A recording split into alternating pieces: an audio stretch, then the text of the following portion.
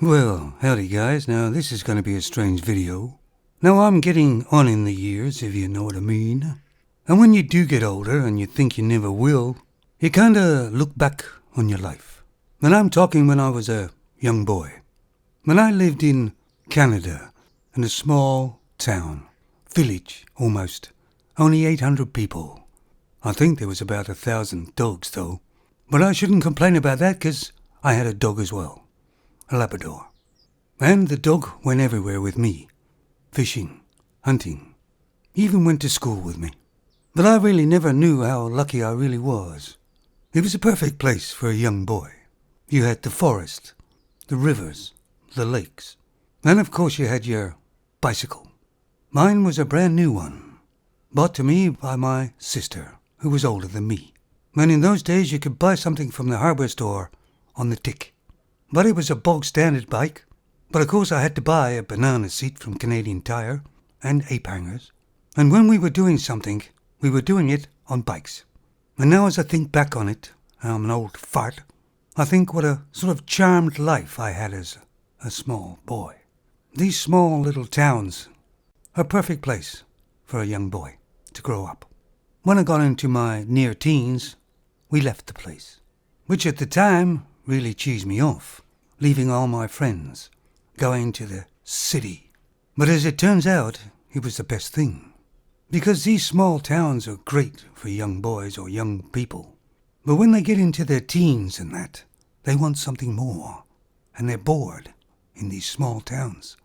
They're looking for excitement. And these small towns are great, but not so much in excitement. When they get into sort of mischief, start drinking, doing drugs, to kind of kill the boredom. When I got a lot older, man, I kind of visited back to the small town I was in. And some of the friends that I knew had died at a pretty young age because of taking too many drugs or died of alcohol. Of course, maybe they were just people that were prone to it, and it would have happened anywhere. But a few of them were still there that had lived it all the time, and they were fine. They were living simple lives. And there's absolutely nothing wrong there in that. But I found I really had nothing really to talk with them about. Nothing in common. Of course, now I'm living in the cement city. A crowded cement city. Where you can't go anywhere without somebody being there already. You can't walk out into the forest and just be alone. And I do sort of think of this small town when I was a boy, thinking I'd love to be there right now. Of course, parenting in those days was different as well. You used to go out the door and used to say, "What time shall I be back?" when it gets dark. And because of the freedom we were given in those days, it made us more responsible.